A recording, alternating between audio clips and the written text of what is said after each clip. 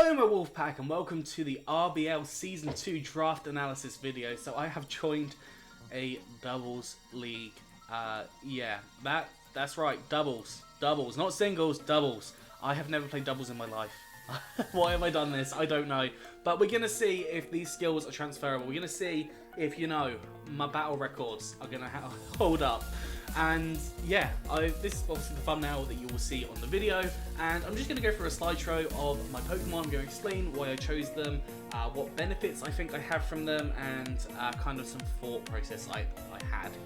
So turn one I picked up Porygon 2. Porygon 2 is one of my favourite Pokemon, honestly. Oh no, that's turn 2. Turn 1, Porygon 2, I did consider Dragapult, but Dragapult literally went the turn before me, I think. So I was like, oh damn, I'll go for Porygon 2. That's something I know is safe, something I know that gets some good utility moves. I know it's impossible, well not impossible, but it's really difficult to kill, and it's just a mon that hopefully I'm going to see that's going to be able to do some different things in some different scenarios. It's obviously got access to things like Thunderbolt, Shadow Ball, Ice Beam, Tri-Attack, Foul Play, Recover, Ally Switch I believe it gets hold of, so all really good attacks in doubles. Obviously Protect is an option. Protect is an option for every Pokemon essentially. That's just going to work really nicely for me. So hopefully Porygon 2 is going to be doing some work in this team. Download and trace abilities, definitely really helpful, definitely really good, and it's something that I'm going to really enjoy using in my team. Obviously Natural Bulk as well, Eviolite. Just kind of had to go for it. It's something I'm comfortable with, and when I'm learning a new thing, obviously comfort might be slightly better. But on the complete other end, we have got Zero Aura. Zero Aura is very powerful. As you know, it is based on 143 speed. It's got really good attack, really good special attack, and it can just hit really hard on a lot of different Pokemon. It's got really good coverage as well. It's got fighting and close combat. It's got play rough. It's got obviously like electric type attacks like Plasma Fists, and I'm pretty sure it's got a load more attacks there. I'm pretty sure it gets hold of Fire Punch as well, and possibly even Ice Punch. So it's got really good coverage, what I'm trying to say. Zero Aura being really good coverage, really good Sweepermon there as well, but it's also got access to things like Fake Out. Pretty sure it has access to Helping Hand also, so I can run that in some different scenarios. So I definitely think Zero Aura is going to be a really good choice on my team. I definitely think it's going to help me in a lot of different scenarios. Obviously Volt Absorb is going to be really handy, especially when I've got things like Porygon 2. I could potentially like phase off a turn with Porygon, because Porygon's probably not going to do too much damage, but that Zero Aura might be taking more damage, so hopefully that's something I could think of. Porygon 2 might even get Discharge, so Discharge might be a good option to go for to hit, and obviously go for the Zero Aura to get the recovery there as well. But yeah, Zero Aura hopefully is going to be a really good staple to my team. I think it's going to be able to get quite a few kills on the kill ladder for sure. Third Pokemon I picked was Mandibuzz. Now Mandibuzz is a really cool Pokemon that I've never used before, and I think I might potentially struggle with how to use it, and I think in doubles it's actually a really good one. It still has access to Tailwind. I know a lot of Pokemon lost Tailwind in the transfer.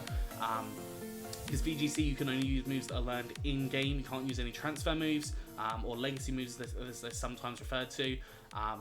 So Mandibuzz having Tailwind is really good. It's got Taunt to stop anything from trying to set up or trying to recover, for example.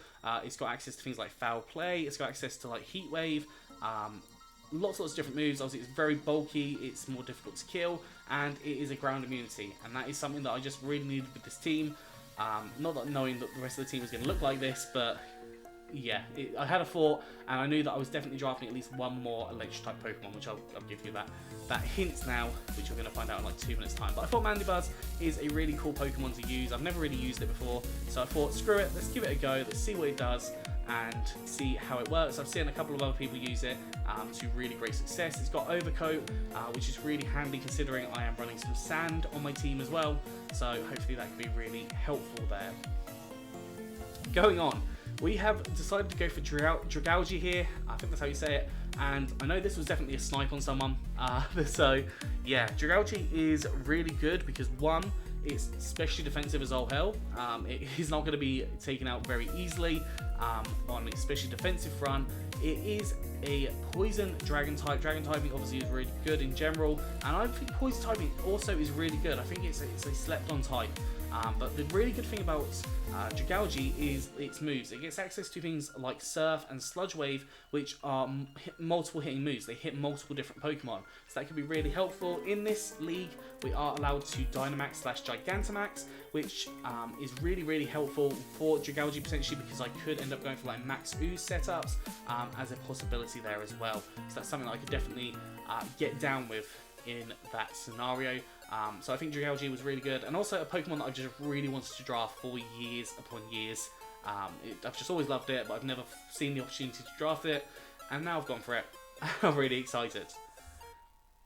Next up, we have another Dragon type. We have gone for the Dragon type Raikous with also the Electric typing, and this thing is why I originally was going to go for Arctozolt. Arctozolt is actually quite a good mon, in my opinion.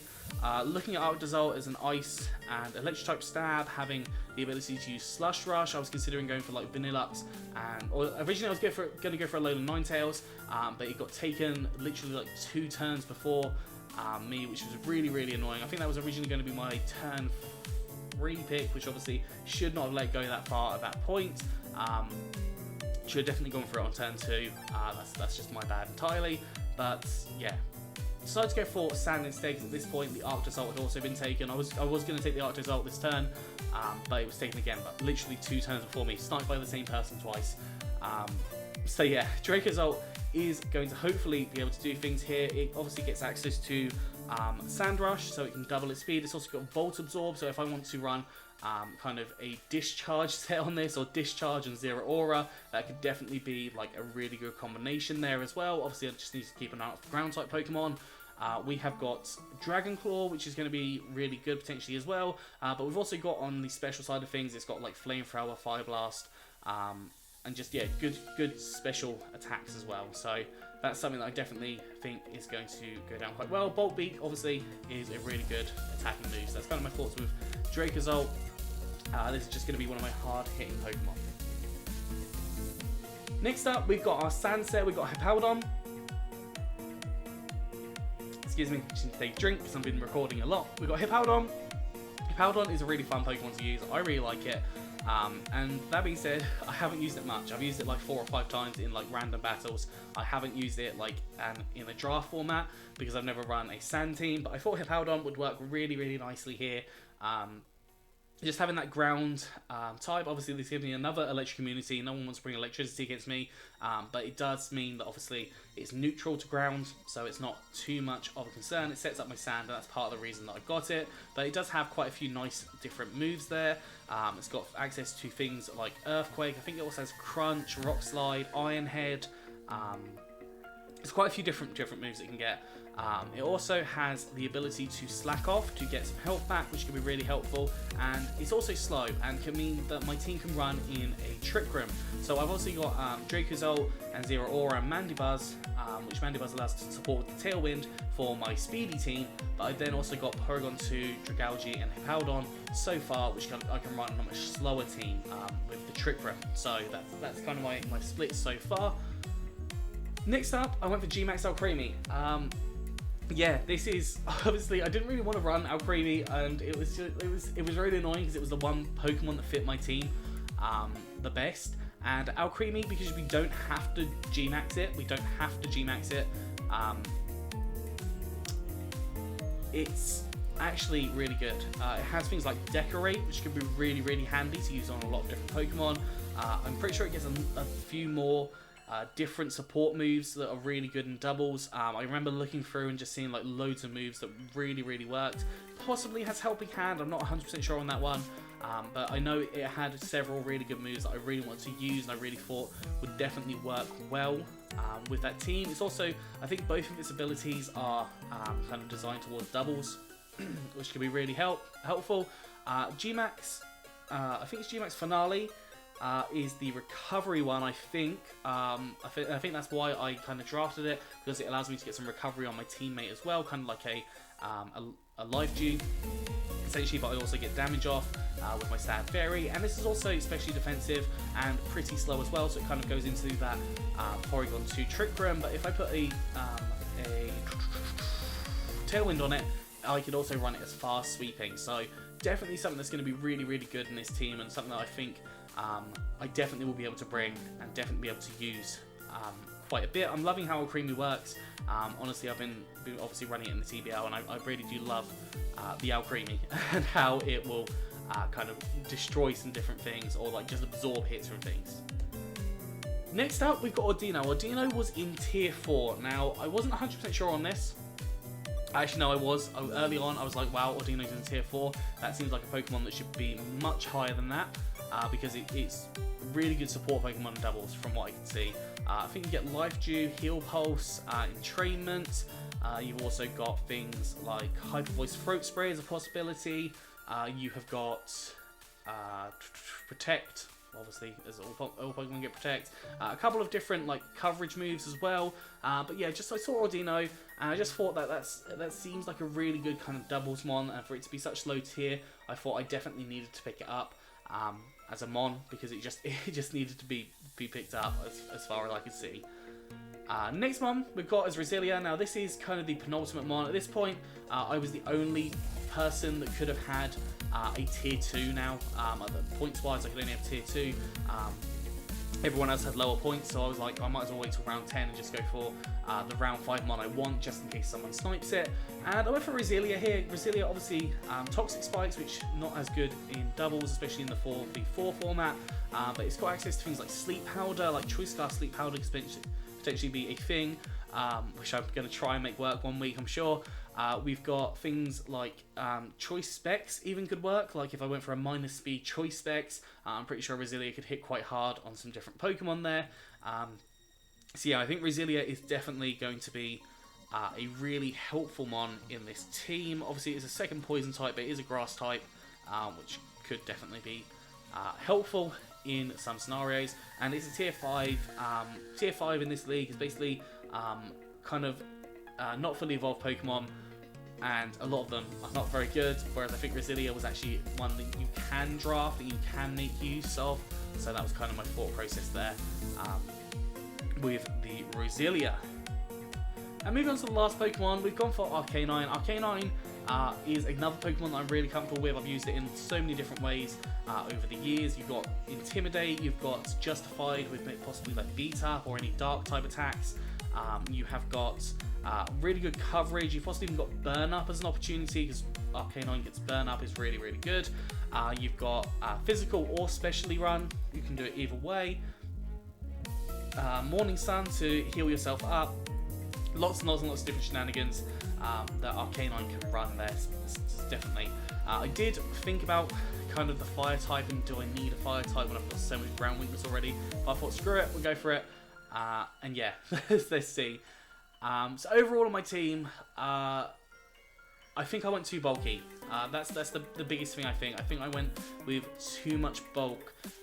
Realistically, my sweepers on this team, there is the draft analysis that someone has posted. Realistically, with this team, my sweepers are Zero Aura, Dragalge, Dracozolt. Well, no, my sweepers are Zero Aura, Dracozolt, and possibly Arcanine, depending on the set I run. And then my hard hitters could be Dragalge. You've also got Hippowdon, can hit really hard. I think a lot of people forget that it has actually a really high attack stat as well. And then G-Max Alcremie can also hit really hard also. So I've got 3 really hard hitters there. And even Porygon 2, if I get the right download, Porygon 2 could be absolutely incredible. I have swept with Porygon 2 before in multiple different scenarios. So Porygon 2 should not be slept on. It's based 105 in a special attack. And it can hit so hard whilst not taking much damage at all, and it has the recover capability, so Porygon 2 definitely is something that can be a huge threat in this scenario. So, but I do kind of wish I'd gone for maybe one more Pokemon that just had really high like attack stat or special attack stat, probably more veering towards the special attack stat, just so I could go for more of that sweep opportunity, or have a different sweep, because it limits the amount of opportunity that I can bring for late game sweepers in my teams with these ones. But you know, so far I'm thinking it's okay. I think it looks okay. As I said, lots of bulk. I don't really know how to play doubles too well. Obviously, I've never played doubles competitively, before. I've played doubles in game, and that's basically it. But yeah, that's kind of my thought process with the draft analysis. Hopefully, we're going to see how we do. Now, the RBL is going to be taking the TBL spot on the channel. It's going because the TBL, when releasing this, we only have 2 more weeks of releases for the TBL. So I'm just going to explain that the schedule changes slightly different. So for the RBL, we're going to have Saturdays the team builder, Sunday is the battle, and for the TBL, we're going to have Thursday as the team builder and Friday as the battle, and that just gives me kind of spread for a couple of weeks over 4 days, and then RBL will just continue on Saturday and Sunday throughout the next, I think it's 10 weeks or so. And obviously if I get into playoffs, which I'm not expecting to do, my aim for this season is to get one win and then I'll be happy. But yeah, that is basically all I've kind of got for today, so I hope you've enjoyed this. If you have, please do like, subscribe, or comment down below, comment down below. But yeah, that's all for today. And yeah, let me know what you think. Let me know if you want to help me out in my front office, because I definitely could do with it. I'm not going to lie, I need the support sometimes. But yeah, that's going to be all for this draft analysis. So I hope you enjoyed this, and I will see you soon.